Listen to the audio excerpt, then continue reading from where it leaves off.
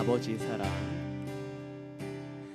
아버지 사랑 내가 노래해, 아버지 은혜 내가 노래해. 그 사랑 변함없으신, 거짓없으신, 성실하신 그 사랑, 상한 갈 때 꺾지 않으시는, 꺼져가는 등불 끄지 않는 그 사랑, 변함없으신, 거짓없으신, 성실하신 그 사랑, 사랑,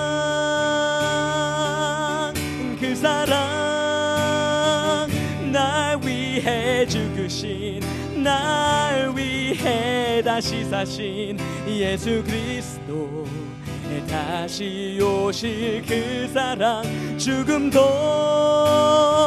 생명도 천사도 하늘의 어떤 권세도 끊을 수 없는 영원한 그 사랑, 예수. 다시 한번 처음부터 찬양하실까요? 아버지. 자, 성경 봉독을 위해서 우리 다 함께 일어나서 오늘 본문 말씀 요한복음 17장 20절로 24절 말씀인데, 우리 다 같이 한 목소리로 봉독하겠습니다. 자, 시작. 내가 비옵는 것은 이 사람들만 위함이 아니요 또 그들의 말로 말미암아 나를 믿는 사람들도 위함이니, 아버지여, 아버지께서 내 안에 내가 아버지 안에 있는 것 같이 그들도 다 하나가 되어 우리 안에 있게 하사 세상으로 아버지께서 나를 보내신 것을 믿게 하옵소서. 내게 주신 영광을 내가 그들에게 주었사오니 이는 우리가 하나가 된 것 같이 그들도 하나가 되게 하려 함이니이다. 곧 내가 그들 안에 있고 아버지께서 내 안에 계시어 그들로 온전함을 이루어 하나가 되게 하려 함은 아버지께서 나를 보내신 것과 또 나를 사랑하심 같이 그들도 사랑하신 것을 세상으로 알게 하려 함이로소이다.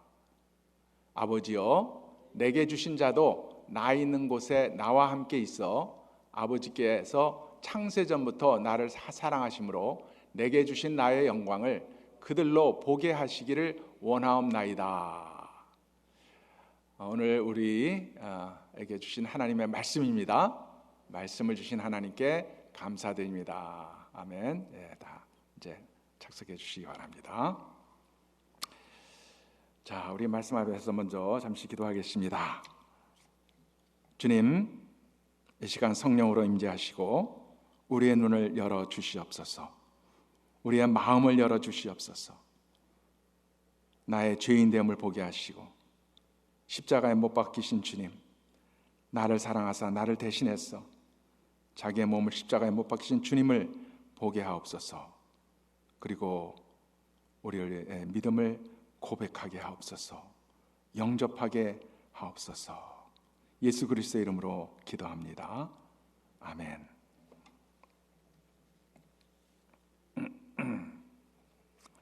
할렐루야. 오늘 예배와 또 주시는 말씀을 통해서 사랑하는 제너레이션 교회 성도님들과 교제케 하신 하나님께 감사를 드립니다. 또 저를 강단에 세우신 또 제너레이션 교회와 또 담임 목사님 유기한 목사님께 감사를 드리고요. 제가 3개월 전에 주일 아침 예배를 인도했었는데, 그때 제가 무슨 설교를 했는지 기억하시는 분은 아마 한 분도 없을 거예요. 그때 제가 한 설교를 한마디로 요약하자면은, 세상 사람들은 보고 듣고 먹고 입는 것이 우리 인생의 최고의 즐거움이라고 생각하고 그것들을 누리려고 애쓰는데, 우리 하나님 나라 안에서도 보고 듣고 입고 먹는 즐거움이 있는데, 그것은 다름 아닌 예수 그리스도이시다 하는 그러한 말씀으로 함께 은혜를 나눴습니다. 그래서 우리 성도님들은 늘 매일같이 예수를 바라보고 또 예수님 말씀이신 그 예수님 당신이 곧 말씀, 하나님 말씀이니까 그 예수님을 늘 듣고 상고하고, 그리고 예수님을 옷으로 입고, 그죠? 예수님을 옷으로 입어서 사람들이 우리를 볼 때 예수님이 보이도록, 그리고 성만찬을 통해서 예수님의 살과 피를 늘 또 우리가 먹어야 되는, 그래서 우리가 이제 크리스찬, 그리스도인으로서의 삶을 살아가야 되겠다 하는 내용이었습니다. 그리고 제가 초대교회 시대에 유행했던 신도들 간의 인사법도 그때 소개했었는데, 제가 여러분에게 다시 말씀드리면 기억이 날 거예요. 이제 영어로 하면 May the Christ in me greet the Christ in you and bring us closer together. 이거를 우리 한국말로 번역하면 우리 함께 읽어볼까요? 내 안에 계신 그리스도께서 당신 안에 계신 그리스도께 문안하며 그분 안에서 우리를 하나 되게 합니다. 이렇게 해서 또 이런 인사를 함께 나누고 이제 그랬었죠. 기억하실지 모르겠지만, 자, 그래서 그리스도 안에서의 하나됨은 성도들 간의 교제를 의미하는 것이지요. 그러니까 우리 성도님들이 나누는 교제의 본질은 바로 그리스도 안에서의 하나됨에 있다, 이렇게 생각하면 되겠습니다. 그러면 하나됨을 이루는 우리 성도들의 교제가 어떤 모습이어야 하고, 또 그 교제를 우리가 어떻게 실천할 수 있을까 하는 질문이 오늘 여러분과 나누고자 하는 말씀의 주제가 되겠습니다. 그래서 자, 그러면 우리가 하나님 안에서 하나됨을 이루는 교제를 해야 되는데, 이것이 어떤 거고 도대체, 또 우리가 어떻게 실천해야 되는가, 그거를 좀 이렇게 이제 포커스하면서 말씀을 들으면 도움이 되겠습니다. 오늘 말씀을 준비하려고 교회력을 보니까 지난 주일이 펜테코스트 선데이, 성령 강림 주일이죠. 오순절 이었고, 오늘은 트리니티 선데이입니다. 트리니티 선데이를 한국 교회에서는 삼위일체 주일 혹은 삼일절 주일이라고 부르죠. 트리니티 학설은 우리 기독교에서 정말 아주 중요하고 기본적이고 핵심적인 닥트린이라고 할 수가 있겠어요.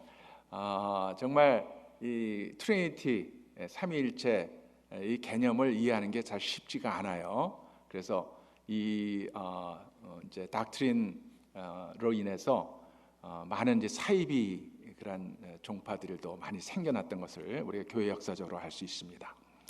자, 우리가 섬기고 예배하는 하나님은 한 하나님이신데, 그 한 하나님 안에는 세 분 하나님, 즉 성부 하나님, 성자 하나님, 성령 하나님이 공존해 계신다는 이 삼위일체론이 하나님을 모르는 세상 사람들이나 기독교로 처음 입문하는 사람들에게는 참 이해하기 어려운 개념이라고 할 수 있겠습니다. 그래서 오늘 주시는 하나님 말씀을 통해서 먼저 삼위일체로 존재하시는 하나님을 좀 더 깊이 이해하고, 그분 안에서 나누는 이 하나됨의 교제가 어떤 모습이어야 하는지를 상고해 보고자 합니다.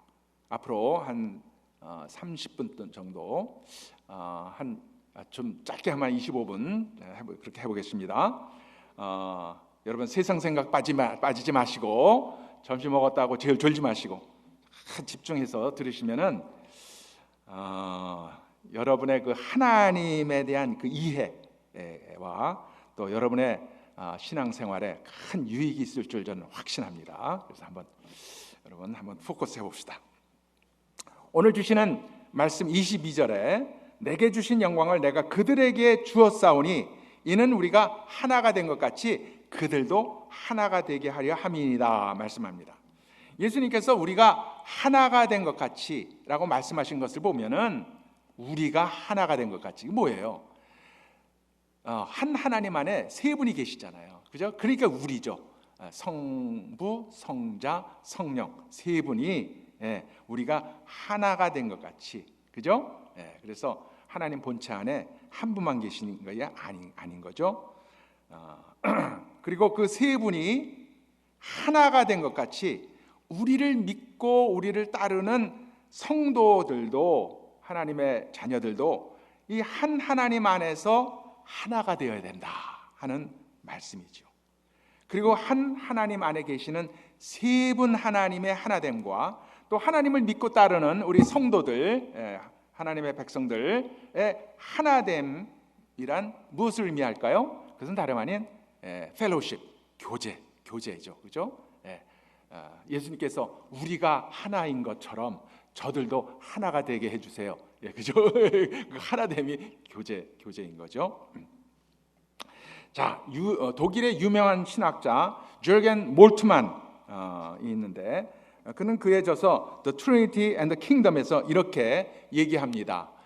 성부, 성자, 성령 삼위일체 하나님의 하나됨은 숫자적인 의미에서의 하나를 뜻하는 것이 아니라 그들의 연합의 의미를 둔다. 한 본체라는 신분보다는 그들의 교제에서의 하나됨에 더 큰 의미가 있다. 이렇게 얘기를 했습니다. 그러니까 우리가 생각할 수 있는 것은 한 본체 안에 계신 세 분 하나님 사이에서의 하나됨의 교제가 있는 것이고, 그죠? 그리고 또 하나님을 믿고 따르는 이 그리스도의 한 몸 된 우리 성도님 사이에서도 하나됨의 교제가 있어야 되는 거죠, 그죠? 그리고 우리 성도들의 교제가 어떤 모습이어야 할까? 제가 첫 번째 우리 주제라고 말씀드렸지 않습니까? 그것을 우리가 어떻게 실천해 나갈까 하려면은 먼저 우리가 깨달아야 하는 것이 있어요. 하나님은 항상 자상하신 분이에요. 우리가 그것을 배워야 되는데 그 배울 수 있는 그 모든 것을 다 마련해 두셨어요. 성경 말씀 안에서. 그래서 그 삼위일체 하나님 안에서의 그 세 분의 교제, 그 하나됨의 교제를 우리가 잘 배우고 깨달으면은 우리의 성도들 간의 하나됨의 교제에 우리가 그걸 적용할 수가 있겠죠. 그렇지 않습니까? 그래서 우리 성도들 간의 교제에 그 삼위일체 하나님 안에 계신 세 분의 그 하나됨의 교제를 우리가 잘 깨달아서 그것을 우리의 교제 안에 실천하면은, 그거는 진짜 하나님께서 인정하시고 기뻐하시는 하나됨의 교제가 될 줄 믿습니다. 자, 그러면은 이제 그 삼위일체 하나님의 그 세 분 안에서의 사이에서의 그 교제를 우리가 이제 배워야 되는데, 그거를 이 몰트만 신학자가 잘 정리를 해놨어요. 그 교제를 우리가 성경 역사적으로 살펴보면은 이 세 분 안에서의 그 관계와 역할이 고정되어 있는 것이 아니라 때를 따라서 그 역사적인 주기를 따라서 변화하고 발전되어 온 것을 우리가 알 수 있습니다. 제 얘기가 아니라 신학자 몰트만의 주장입니다. 그래서 우리가 먼저 구약 시대를 살펴보면은 구약 시대는 그때 구약 시대에는 성부님은 창조주이시죠. 우리가 창세기 1장 보면 알 수 있으니까 말씀으로 세상 만물 창조하셨죠. 성자는 그때 어떻게 존재하셨어요? 말씀으로 존재하셨어요. 말씀으로, 그렇죠? 하나님의 말씀으로 존재하셨다. 그래서 요한복음 1장에서도 태초에 말씀이 계시니라, 말씀이 하나님이 계셨고 또 그 말씀은 곧 하나님이시니라. 그리고 세상 만물이 그를 통하지 않고서는 이루어진 것이 하나도 없다, 만들어진 것이 하나도 없다 증거하지 않습니까? 그죠? 그러니까 성자는 구약 시대에는 말씀으로 존재하셨다. 성령은 세상 역사를 주관하시는 하나님의 목적에 따라서 가끔씩 선지자들에게도 나타나고 또 특정 인물에게도 나타난 것을 우리가 구약의 여러 이제 그 스토리를 통해서 우리가 확인할 수가 있겠습니다. 자, 이제 구약 시대를 이제 지나서 신약 시대로 옵니다. 예수님이 탄생하실 때 이 세 분의 관계가 어떻게 변화하고 역할이 변화하는지를 우리가 한번 살펴보기로 합니다. 자, 성부 하나님은 성령을 통해서 성자를 세상에 보내시죠. 하나님께서 세상을 이처럼 사랑하사 그 독생자를 세상에 보내셨으니 말씀하지 않습니까? 예, 성자는 성령의 능력으로 성부 하나님으로부터 세상에 오십니다. 그죠? 그 다음에 성령 하나님은 성부와 성자 사이의 교제로 성도들을 인도하십니다.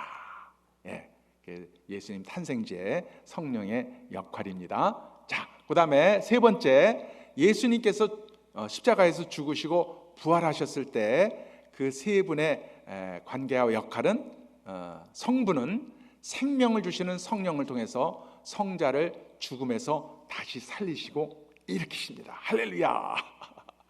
그 다음에 성자는 성부에 의해서 하나님 나라의 주님으로 등극합니다.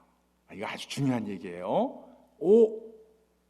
성자 예수 그리스도는 성부 하나님에 의해서 하나님 나라의 주님, the Lord로 등극한다는 아주 중요한 사실. 그게 빌립보서에 나와 있는데, 우리 빌립보서 2장 9절에서 11절 말씀 우리 함께 읽어볼까요? 예, 빌립보서 그 다음 5절부터 되어 있네요. 우리 한 목소리로 한번 읽어볼까요? 예, 아주 중요한 얘기니까 우리 다 같이 봉독하십시다.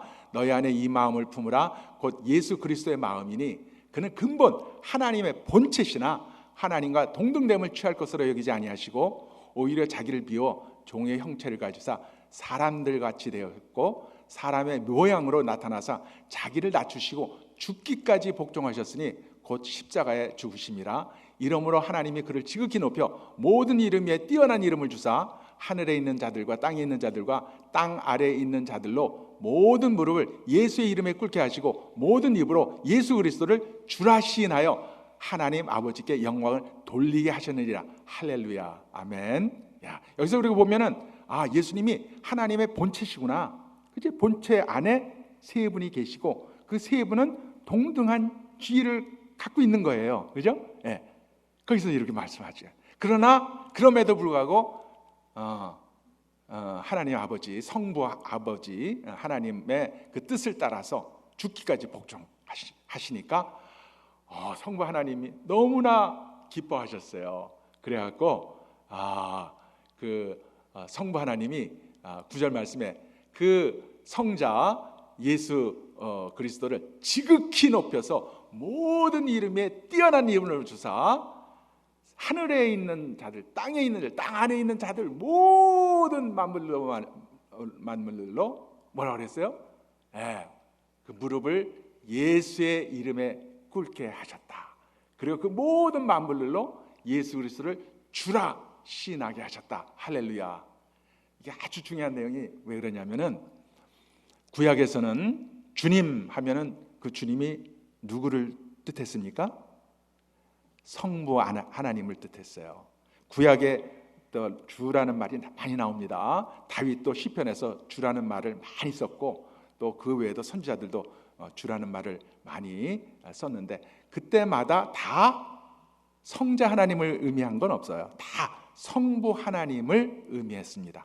그런데 여기서 예수님께서 성부 하나님의 뜻을 죽기까지 복종해서 순종했을 때 어떻게 됐습니까? 하나님이 기뻐하셔서 하나님 나라의 주권, 주권이 뭡니까? 만주의 주, 만왕의 왕의 칭호를 주신 거예요. 그래서 예수님의 죽음과 부활 후부터는 우리가 주님 하면은 누구를 의미합니까? 예수 그리스도를 의미하게 됐어요. 할렐루야. 그래서 나의 주, 나의 주, 나의 하나님이라고 고백하지 않습니까? 의심 많은 도마가. 그래서 이제 그 하나님 나라의 주권이 구약 시대에는 성부 하나님께 있었는데 그게 성자 하나님께로 트랜스퍼가 되는 것을 우리가 여기서 알 수가 있는 거예요. 할렐루야. 아멘. 그래서 오늘날 우리가 교회 시대에서도 성령 시대죠. 우리가 예수님을 어떻게 부릅니까? 주님 이렇게 우리가 고백하지 않습니까? 주님. 왜 언제부터 고백하게 됐습니까? 바로 이때부터. 바로 이때 예수님께서 하나님 성부 하나님의 뜻을 죽기까지 복종해서 그 십자가에 달려 죽으셨을 때 하나님께서 부활시키시고 그를 만왕의 왕, 만주의 주로 높이시고 영화롭게 하신 겁니다. 할렐루야, 아멘. 그래서 나의 주, 나의 하나님, 나의 왕, 우리 예수 그리스도가 되는 것이고, 또 우리가 그렇게 늘 찬양을 드리는 것입니다. 할렐루야. 자, 그러면은 이제 그 다음에는 예수님이 승천하시잖아요, 그죠? 예수님의 승천 때는 그러면 이 세 분 하나님의 역할이 어떻게 또 변화가 되는가? 이제 예수님이 승천하면서 성령 시대가 시작이 되죠. 오순절날 성령 강림해서 교회가 탄생하죠. 그래서 예수님 승천 하심으로써 성령 시대, 교회 시대가 개막이 됩니다. 그때 이제 성부는 부활한 성자를 천국으로 다시 불러서 성부 하나님 곁에 있게 합니다. 성자 예수님은 성부로부터 성령을 보내서 세상을 새롭게 합니다. 성자 예수님께서 그렇게 말씀하세요. 내가 성부 아버지께, 하나님 아버지께 부탁해서 성령을 너에게 보낼 것이다. 이렇게 요한복음 15장 26절에서 말씀하시죠. 성령은 세상 사람들을 예수 그리스도에게 인도해서 구원받도록 사역하시는 것입니다. 누구를 통해서? 하나님 나라의 일꾼들을 통해서, 우리들이죠, 그죠? 우리들을 하나님 나라의 일꾼들이니까 우리를 통해서 우리 안에 임재해서 다른 세상 사람들을 구원받도록 예수님께 인도하는 것입니다. 할렐루야. 그래서 이 예수님 승천시의 역할이 이렇게 발전되고 있습니다. 자, 그리고 마지막으로 이제 예수님의 재림 때가 있을 것이죠. 아직 이루어지진 않았지만은 예수님께서 재림하시다고 분명히 약속해 주셨으니까 그때는 이제 또 역할이 어떻게 달라지는가? 성부 하나님은 만물을 성자에게 복종시킵니다. 만물을. 성자 하나님은 모든 통치와 권세와 능력을 멸하고 완성된 나라를 성부에게 바칩니다. 그리고 나서 자신도 성부에게 복종시킵니다. 이 말씀이 고린도후서 15장 말씀이 있어요. 여기서 한번 읽어보겠습니다. 자, 15장 24절부터 그 후에는 마지막이니 그가 모든 통치와 모든 권세와 능력을 멸하시고 그 나라를 하나님 아버지 하나님께 바칠 때라. 그가 모든 원수를 그 발 아래 둘 때까지 반드시 왕노릇 하시리니 맨 나중에 멸망받은 원수는 사망이니라. 만물을 그의 발 아래 두셨다 하셨으니 만물을 아래 둔다 말씀하실 때 만물을 그의 아래에 두신 이가 그 중에 들지 아니한 것이 분명하도다. 만물을 그에게 복종하게 하실 때에는 아들 자신도 그때에 만물을 자기에게 복종하게 하신 이에게 복종하게 되리니 이는 하나님이 만유의 주로서 만유 안에 계시려 하심이라. 할렐루야. 너무나 귀한 말씀이에요. 너무나 귀한 말씀입니다. 자, 이게 무슨 말이냐면은, 자, 만물을 그에게 복종하게 하시는 자는 누굽니까? 만물을 예수, 그러니까 성자 하나님 예수께 복종하게 하실 때 하시는 자는 누굽니까? 하나님이시죠. 하나님이시죠. 그 하나님은 그 만물을 그 아래 두신 이가 그 중에 들지 아니한 것이 분명하도다. 그죠? 이제 재림하시는 만왕의 왕 예수님께서 재림하셔서 모든 어둠의 세력, 사단의 권세를 물리치시지 않습니까? 그죠? 모든 통치, 모든 권세, 모든 능력을 멸하시고 하나님 나라를 완성하셔서 아버지 하나님께 바치지 않습니까? 그죠? 재림하신 후에 그리고 그 모든 원수를 그 발 아래 둘 때까지, 예수의 발 아래 둘 때까지 예수님은 왕노릇 하신다고 했어요. 왕노릇. 왕노릇. 그리고 맨 나중에 멸망받은 원수는 사망이라고 말씀하는 거예요. 그리고 만물을 그의 발 아래 두셨다 하셨으니 만물을 아래 둔다 말씀하실 때 만물을 그의 아래 두신 이, 그게 성부 하나님이죠. 그죠? 만물을 예수의 발 아래 두신단 말이에요. 그게 누가 주십니까? 성부 하나님이죠. 그 성부 하나님은 그 성부 하나님은 그 중에 들지는 않겠죠, 그죠? 예수님의 발 아래 밑으로 들어가는 중에 들지 않을 거 아닙니까, 그죠? 왜냐하면 성부 하나님이시니까. 자, 그래서 재림하셔서 모든 어둠의 세력을 다 물리치시고 정복하시고 그리고 하나님 나라를 완성하신 후에는 어떻게 되느냐? 그 예수님께서 성자 하나님께서 다시 자기 자신도 하나님께 복종시킵니다. 자기 자신을. 예수님께서 하나님의 뜻을 복종해서 십자가의 죽으심을 당하시고 부활하셨을 때 하나님께서 만물을 그에게 복종시키시죠. 그죠? 만왕의 왕으로 삼으시지 않습니까? 그래서 하나님 나라의 주님으로 그렇게 높이시죠. 근데 이제 재림하신 다음에 모든 사단의 세력을 다 물리치신 다음에 하나님 나라가 완성이 되면은 그때는 어떻게 합니까?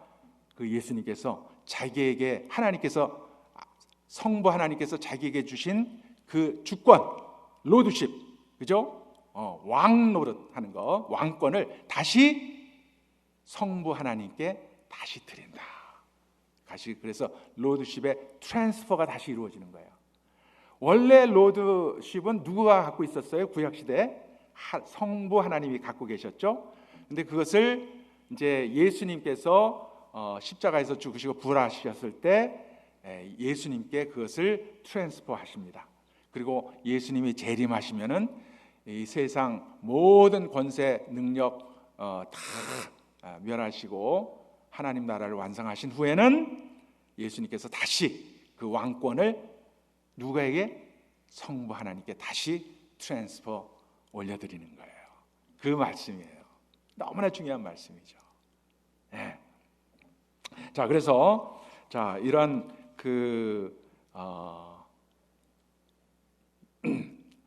한 본체 안에 계신 세 분 하나님의 그러한 관계와 역할이 그 때를 따라서 성경 역사 속에서 변화하고 발전되어 온 것을 우리가 살펴봤습니다.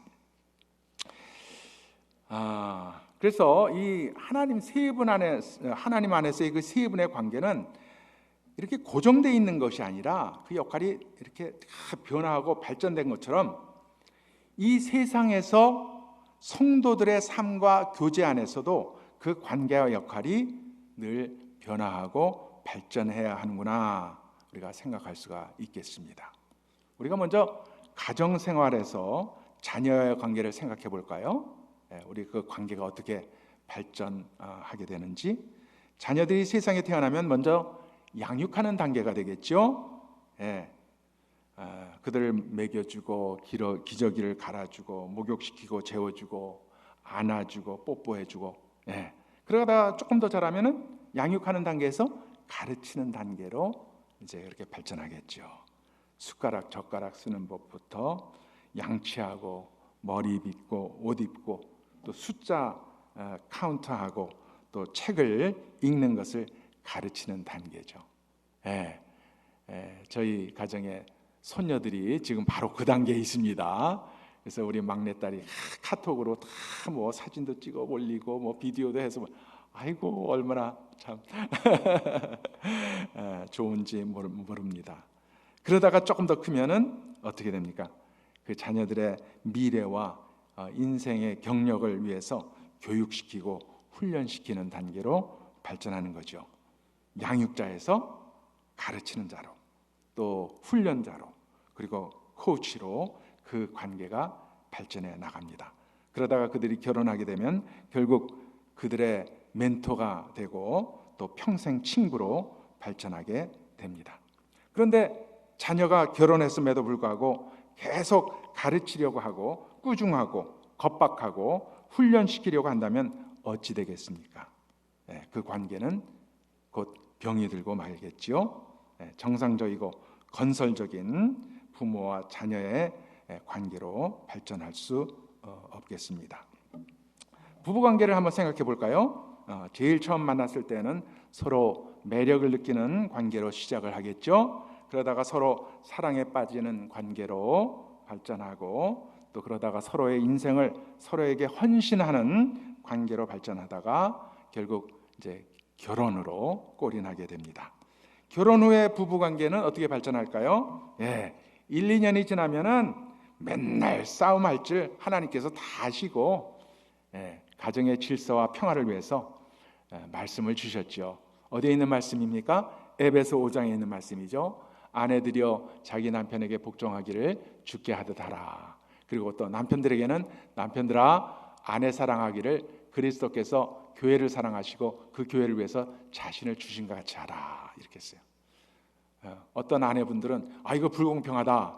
내가 왜 남편에게 복종해야 되느냐 이렇게 얘기를 하지만은 여러분 어느 게 쉽겠어요? 어느 게 어렵겠어요? 예수님께서 하나님을 뜻을 쫓아서 정말 우리를 사랑하사 우리를 구원하시기 위해서 십자가에 피 흘려 돌아가시지 않았습니까? 그렇게 아내를 사랑하라. 너무 어려운 거죠, 사실은. 그죠? 자, 그래서 이러한 이제 리더로서, 인도자로서, 그리고 또 팔로워로서 이렇게 복종하는 관계를 하나님께서 말씀해 주셨는데, 사실 이것은 하나됨의 원칙입니다. 우리 빌립보서 2장에서도 예수님께서도 성부 하나님과 동등됨을 취할 것이 당연한 거 아닙니까? 그죠? 동등됨을 취할 수 있어요. 그러나 그것을 취할 것을 취하지 아니하시고 자기를 비우시고 자기를 낮춰서 성부 하나님의 뜻에 죽기까지 복종하셨다는 것을 우리가 깨닫게 됩니다. 아내가 남편보다 못나서 혹은 남편보다 더 어리석어서 남편보다 능력이 없어서 복종하라는 말씀이 아닌 거지요. 요즘 세상은 오히려 아내가 남편보다 더 돈도 잘 벌고 더 능력이 있고 더 잘 나가는 가정이 얼마나 많이 있습니까?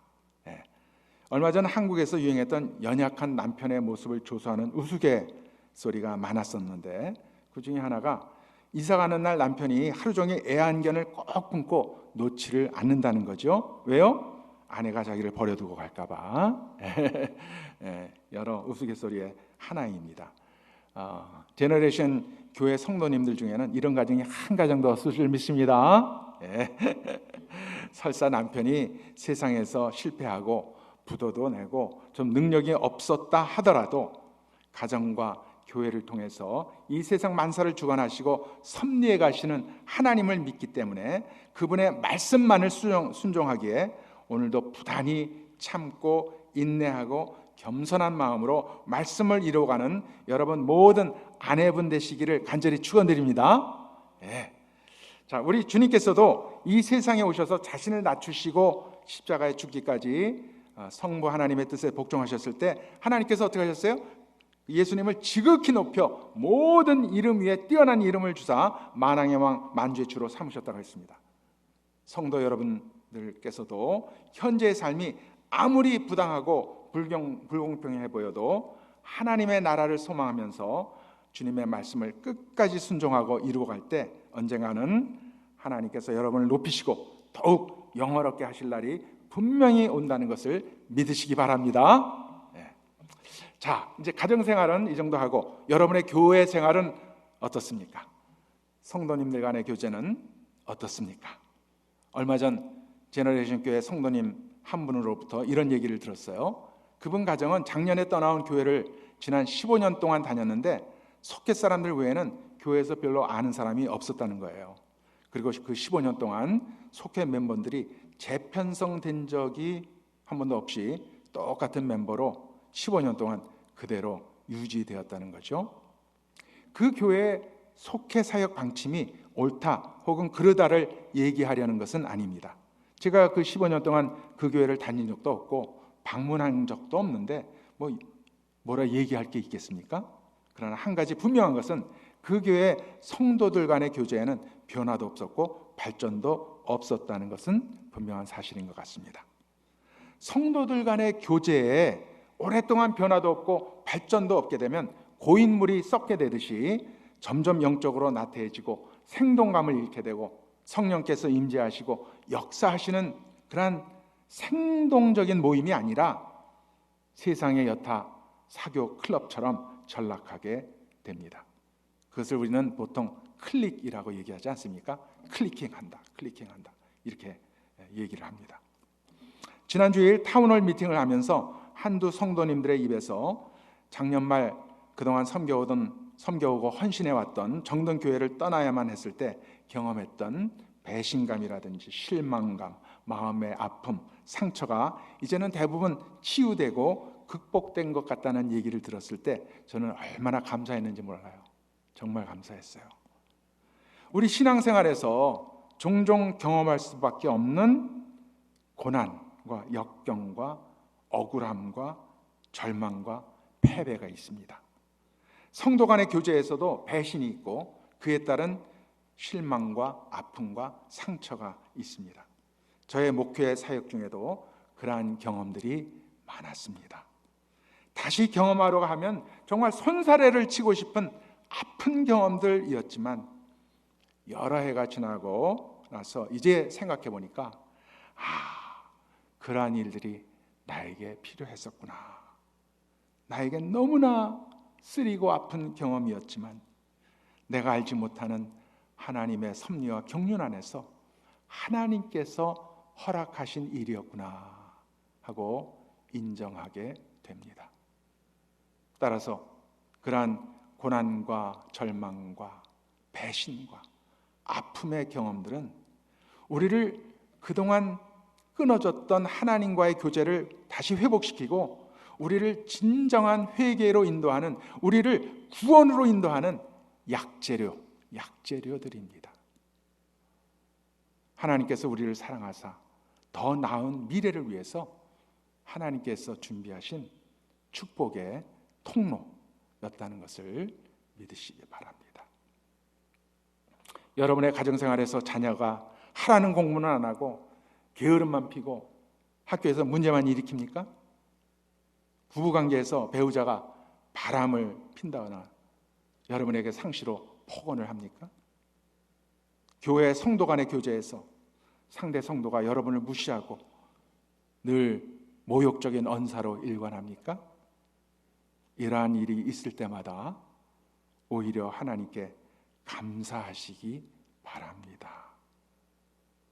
그러한 일들이 세상적인 관점에서는 고난과 절망의 이유가 되고 교회를 떠나야만 하는 이유가 되고 이혼할 수밖에 없는 이유가 되긴 하지만 하나님 나라의 관점에서는 오히려 감사의 이유가 될 수 있습니다.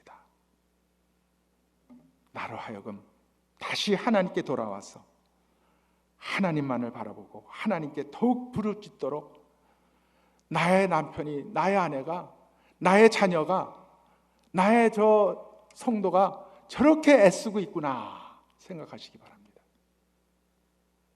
나의 진정한 회개를 위해서, 나의 진정한 구원을 위해서,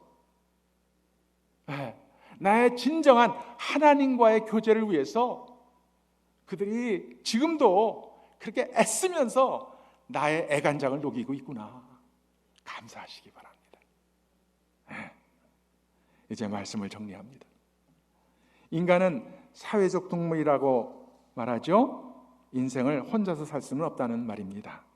우리 인생은 인간 관계로 시작되고 결국 인생이 끝날 때에도 인간 관계만 남는 거예요.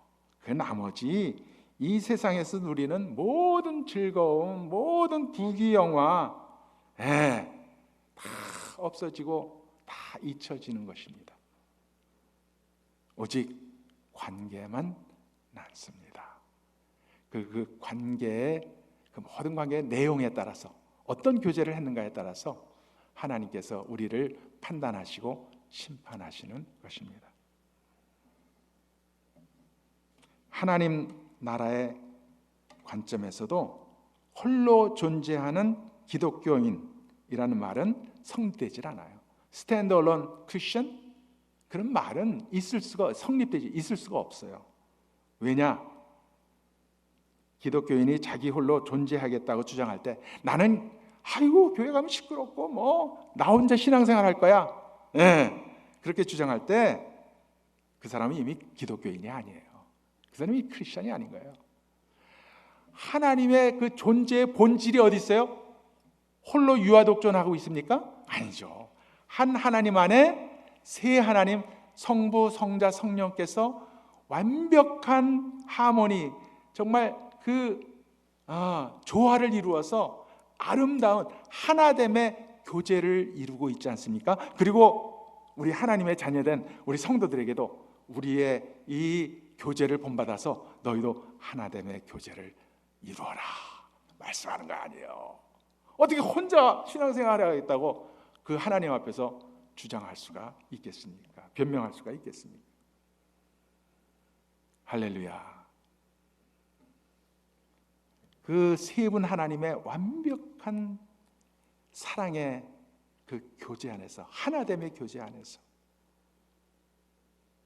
우리를 창조하시고 우리를 이 세상에 보내면서 너희는 홀로 존재하는 것이 아니라 모든 인간관계에서 온전한 하나됨의 교제, 우리 성부, 성자, 성령 이 세 분 하나님의 그 교제를 본받아서 그렇게 살라고 가정과 교회라는 두 거룩한 기관을 세워주신 거예요. 여러분, 여러분의 가정을 여러분이 세운 거라고 그렇게 생각하시면 완전히 오해입니다. 여러분의 가정은 여러분이 만든 게 아니에요. 여러분의 가정은 하나님께서 만들어주신 우리의 진정한 정말 그 교제를 위해서, 아름답고 의미 있고 행복한 교제를 위해서 하나님께서 세워주신 거룩한 기관, 그게 뭡니까? 가정과 교회입니다. 가정에 대해서는 창세기 말씀 있지 않습니까? 이러므로 남자가 부모를 떠나 그 아내와 연합하여 둘이 한 몸을 이룰지니라. 한 몸을 이룰지니라. 하나됨의 교제를 명하신 거예요. 할렐루야. 그 말씀을 통해서 정말 우리가 결혼을 하고 결혼을 통해서 부부가 가정을 이루고 연합해서 한 몸 하나됨의 교제를 나누게 하셨고, 또 하나님께서 예수님 승천하신 후에 오순절날 교회를 창설하시고 성령을 보내심으로 교회를 창설하시고 성도들로 그리스도의 한 몸 하나됨의 교제를 나누게 하신 것입니다.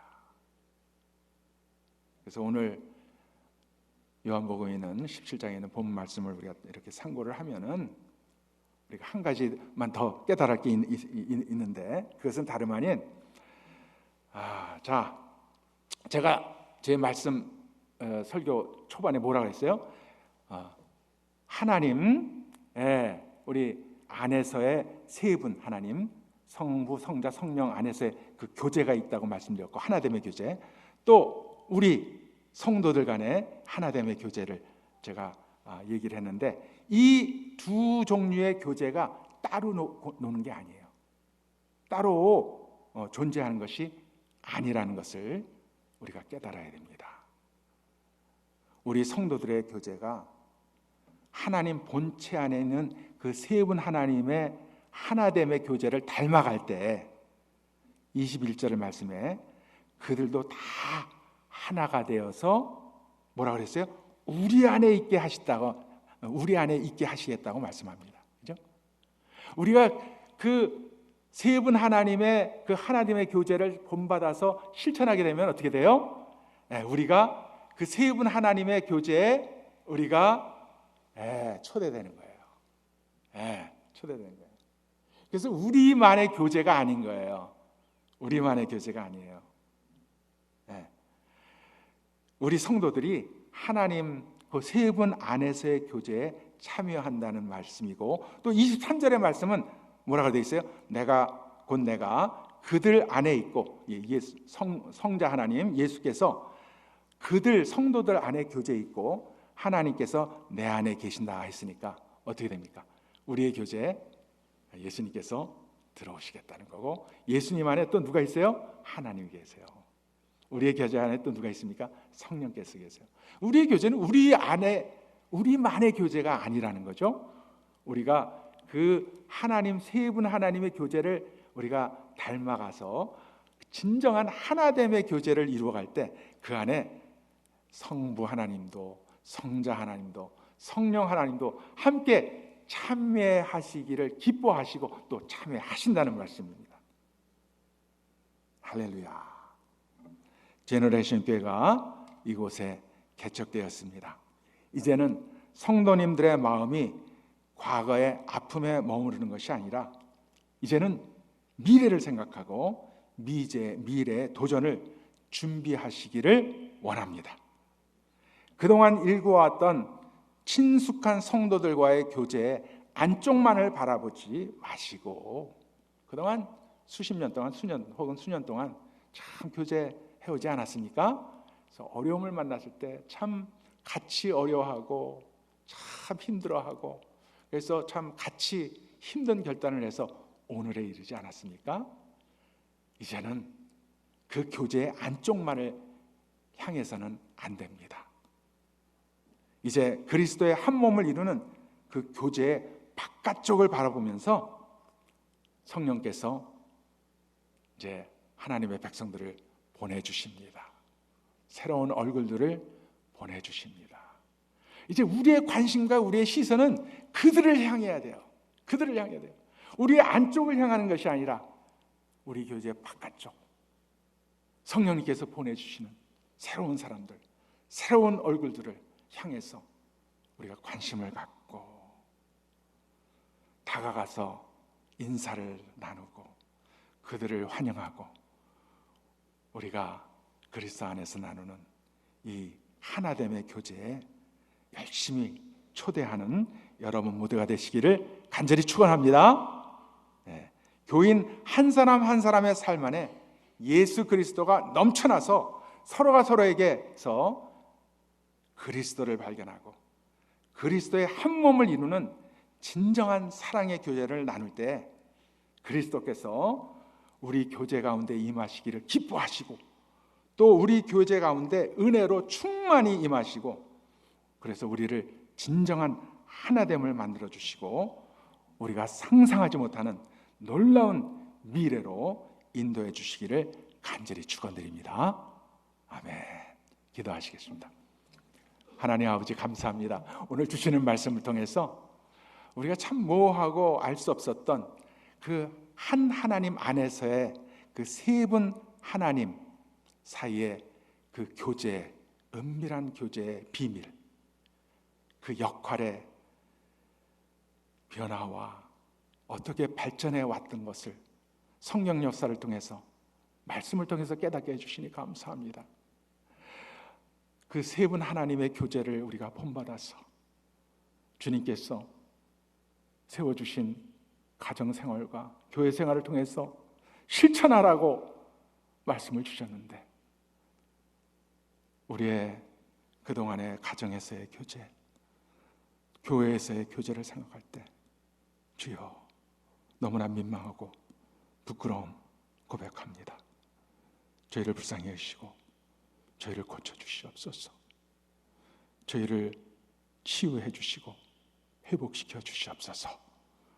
우리의 가정에서의 교제 안에, 교회 안에서의 교제 안에 정말 하나님 안에 세 분 하나님의 그 교제를 본받아서 진정한 하나됨의 교제가 있게 하시고 그 교제 안에 세 분 하나님께서 기뻐 참여하시고 인도하시는 그런 복된 우리 제너레이션 교회와 그 성도 간의 교제가 되기를 간절히 기도합니다.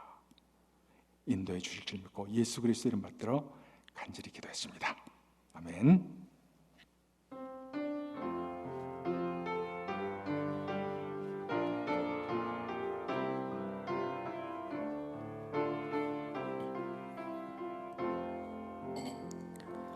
진정한 예배가 숨쉬는 교회 주님이 주인 되시는 교회 믿음의 기도가 쌓이는 교회 최고의 찬양을 드리는 교회 말씀이 살아 움직이는 교회 성도의 사랑이 넘치는 교회 섬김과 헌신이 기쁨이 되어 열매 맺는 아름다운 교회 주님의 마음 닮아서 이웃을 사랑하는 교회 주님의 영광을 위해서 빛 대신 주님 전하는 교회 사랑의 불꽃이 활짝 피어나 날마다 사랑에 빠지는 교회 주께서 사랑하는 우리 교회가 이런 교회 되게 하소서. 다시 한번 처음부터 찬양하실까요? 진정한 예배가 숨쉬는 교회 주님이 주인 되시는 교회 믿음의 기도가 쌓이는 교회 최고의 찬양을 드리는 교회 말씀이 살아 움직이는 교회 성도의 사랑이 넘치는 교회 섬김과 헌신이 기쁨이 되어 열매 맺는 아름다운 교회 주님의 마음 닮아서 이웃을 사랑하는 교회 주님의 영광을 위해서 대신 주님 전하는 교회 사랑의 불꽃이 활짝 피어나 날마다 사랑에 빠지는 교회 주께서 사랑하는 우리 교회가 이런 교회 되게 하소. 주께서 사랑하는 우리 교회가 이런 교회 되게 하소서. 오늘 주의 백성들을 주님 전에 인도하서 주님을 예배하고 찬양케 하시는 하나님, 이제 이 예배의 전을 떠납니다. 우리가 하나님을 떠나지 않게 하시고 우리의 삶으로 주님을 따르고 주님을 예배하며 주님 안에서의 하나됨의 교제를 이루어가는 그러한 한 주간의 삶을 살게 하여 주시옵소서. 이제는 우리를 구원하시기 위해서 십자가에 피 흘리시고 돌아가신 우리 주 예수 그리스도의 그 한량아 쓰신 은혜와 우리를 구원하시기 위해서 사랑하는 독생자 예수 그리스도를 이 세상에 보내주신 하나님 아버지의 그 극진하신 사랑하심과 오늘도 우리 성도들의 마음마다 임해서 구원으로 인도하는, 격려하고 보호하고 축복하는 성령님의 감동, 감화, 교통, 충만하심이 이제 주의 전에 나와서 주님을 찬양하며 이제 주께서 세워주신 가정과 또 교회에서 하나님께서 기뻐하시는 참된 교제, 하나됨의 교제를 이루겠다고 다짐하고 헌신하는 주의 모든 백성들 위해, 그리고 이 제너레이션 교회와 그 모든 사역자, 그리고 그 모든 성도들의 가정 위에